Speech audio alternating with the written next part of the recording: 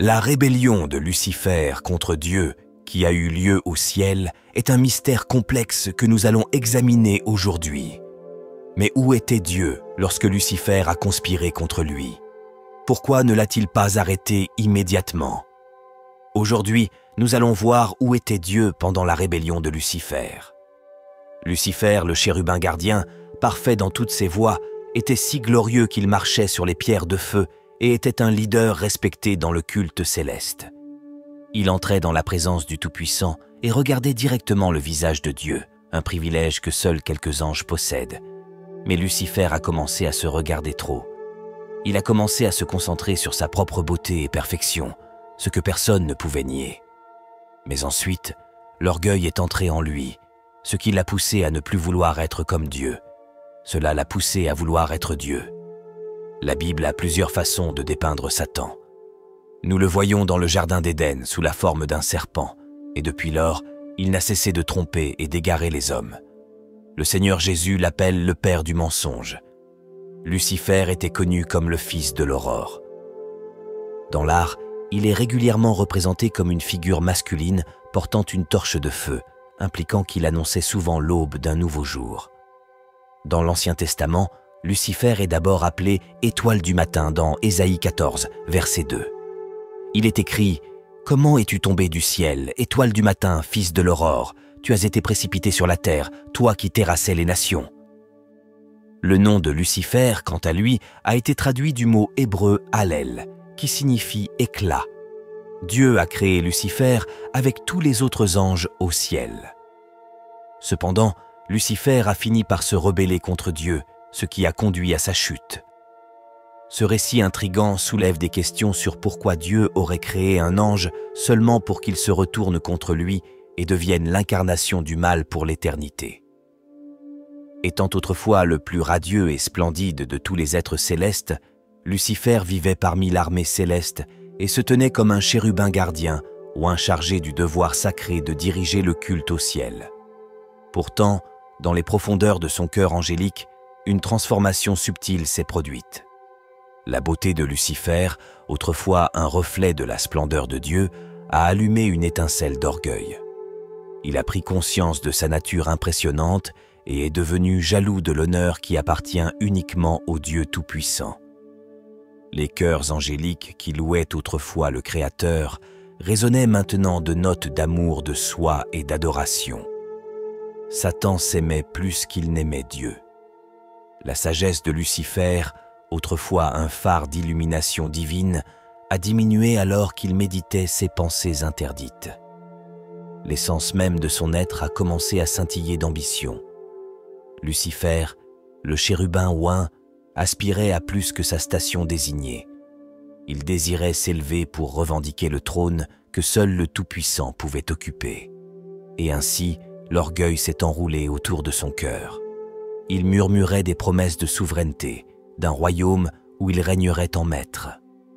Les ailes de Lucifer, autrefois déployées dans l'adoration, portaient maintenant le poids de la rébellion. Il rassembla une légion d'anges partageant les mêmes idées, leurs cœurs enflammés du même désir interdit. La rébellion céleste éclata, une tempête cosmique qui secoua les fondations mêmes du ciel. Lucifer, maintenant Satan, mena son insurrection contre le Créateur. Les cours célestes furent témoins de l'affrontement des épées célestes, des cris tonitruants des anges déchirés entre loyauté et rébellion. Mais la justice du Tout-Puissant prévalut, et l'armée rebelle fut chassée. Une chute céleste de grâce. Il y a eu une guerre angélique cosmique qui éclata. Lucifer menait une rébellion contre le Créateur et maître de l'univers.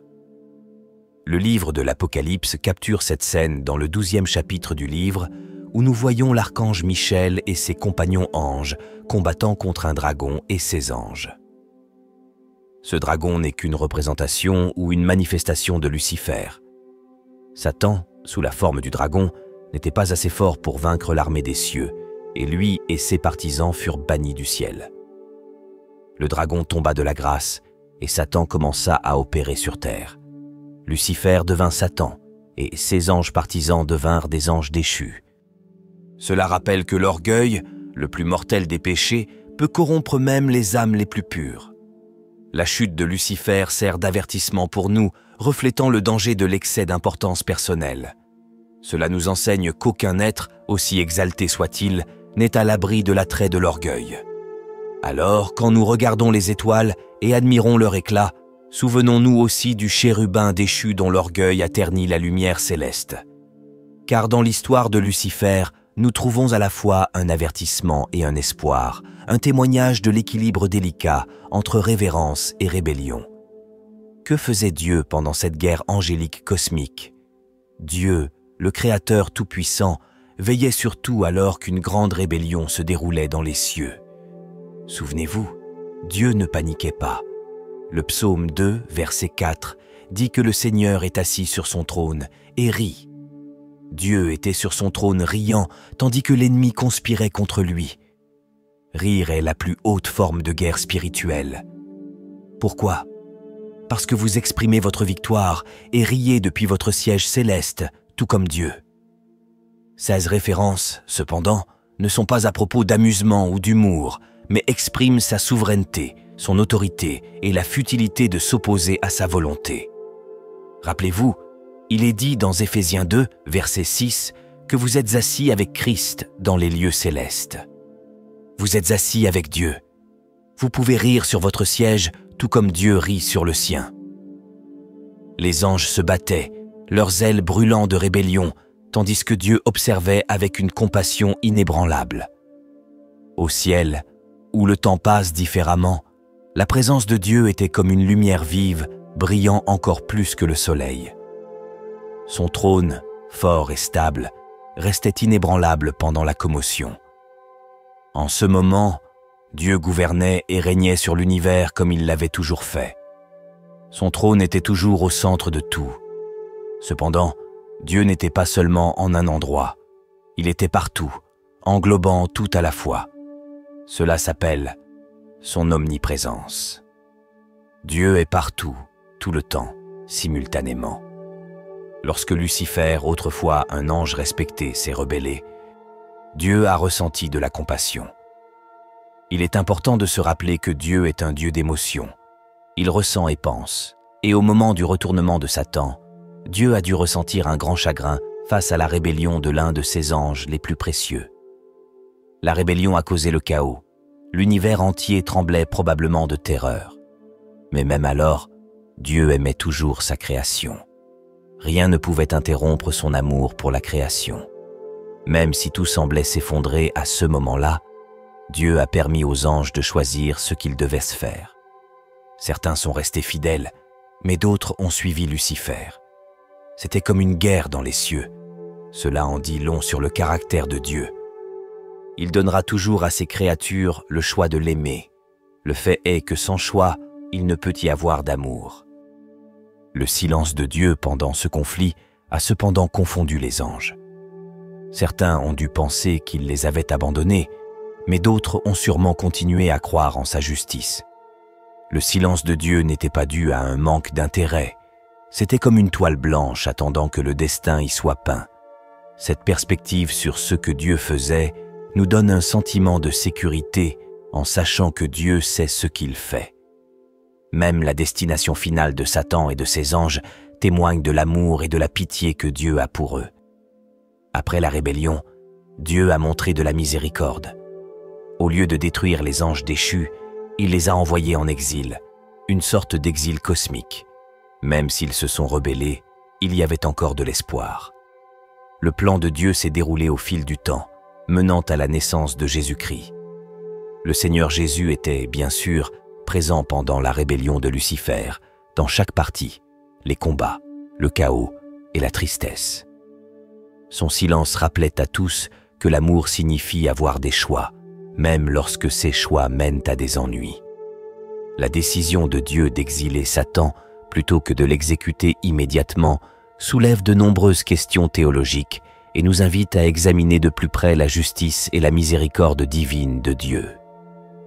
L'exil permet la possibilité de rédemption ou de transformation, prolongeant la miséricorde de Dieu même aux êtres déchus.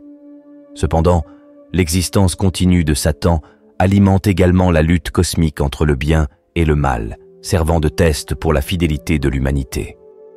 Une autre chose importante à noter est que le concept de l'exil de Satan reconnaît également son libre arbitre et sa responsabilité pour ses actions, ce qui, à son tour, teste les choix humains. Qu'est-ce que cela signifie pour le libre arbitre humain? Non seulement cela, mais l'existence du mal et le rôle de Satan posent des défis importants pour les chrétiens. La lutte continue entre le bien et le mal, avec Satan comme figure centrale, est une question théologique complexe qui a été débattue pendant des siècles dans les cercles religieux et philosophiques.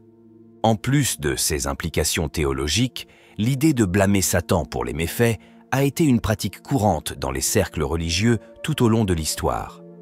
En extériorisant la culpabilité et en attribuant les méfaits à Satan, les individus peuvent chercher à se décharger de leurs responsabilités personnelles. Dans l'ensemble, l'émergence de Satan en tant que figure personnelle ayant des intentions malveillantes envers l'humanité représente un mélange complexe de facteurs théologiques, culturels et historiques. Cela soulève des questions profondes sur la nature du bien et du mal, la justice et la miséricorde divine, et la relation entre Dieu, l'humanité et les forces cosmiques à l'œuvre dans l'univers. En conclusion, la chute de Satan reste un événement multifacetté et énigmatique dans la théologie chrétienne qui a captivé l'esprit des théologiens et des croyants depuis des siècles. Elle sert de symbole de la rébellion qui a eu lieu parmi un groupe d'anges contre le pouvoir et la règle de Dieu. Cependant, il est important de savoir que Jésus a vaincu Satan par sa croix et que le seul pouvoir que Satan peut avoir dans votre vie est le pouvoir que vous lui donnez en croyant au mensonge. Jésus a dit dans l'évangile de Jean que connaître la vérité vous rendra libre. Donc, si connaître la vérité vous rend libre, alors que vous fera croire un mensonge, cela vous rendra esclave. Au cœur de cette histoire, la chute de Satan représente la rébellion et l'orgueil qui peuvent corrompre même les êtres les plus exaltés. Lucifer, autrefois un chérubin radieux et estimé dans les cours célestes, a succombé à la tentation de l'orgueil et de l'ambition, désirant revendiquer la souveraineté pour lui-même. Sa rébellion contre Dieu a conduit à une guerre cosmique dans les cieux. Malgré le chaos et les conflits qui ont résulté de la rébellion de Lucifer, Dieu reste souverain et miséricordieux. Sa décision d'exiler Satan plutôt que de l'exécuter immédiatement reflète sa justice et sa miséricorde divine, offrant la possibilité de rédemption même aux êtres déchus. Encore plus, le conflit permanent entre le bien et le mal, avec Satan en son centre, sert de test continuel de la fidélité de l'humanité et rappelle la lutte constante entre la droiture et le péché. Cela incite les croyants à rester fermes dans leur dévotion à Dieu et à résister aux tentations de l'orgueil et de la rébellion. La chute de Lucifer a également des implications pratiques pour les croyants dans leur compréhension de la guerre spirituelle et de la nature du mal dans le monde. Elle rappelle aux chrétiens la réalité des forces spirituelles à l'œuvre et l'importance de s'appuyer sur la force et la protection de Dieu face à la tentation et à l'adversité. En résumé, la chute de Lucifer est un concept théologique riche et complexe qui continue d'intriguer et d'inspirer les croyants et les chercheurs. Sa signification dépasse un simple événement historique, invitant à la réflexion sur la nature du bien et du mal, la souveraineté de Dieu et la lutte éternelle entre la droiture et le péché. En nous confrontant à ces questions profondes, nous sommes rappelés de l'importance de l'humilité, de la fidélité et de la confiance en la providence de Dieu. Si cette vidéo vous a béni de quelque manière que ce soit, n'oubliez pas d'aimer, de partager vos pensées dans la section des commentaires. Merci de m'avoir écouté. Que Dieu vous bénisse.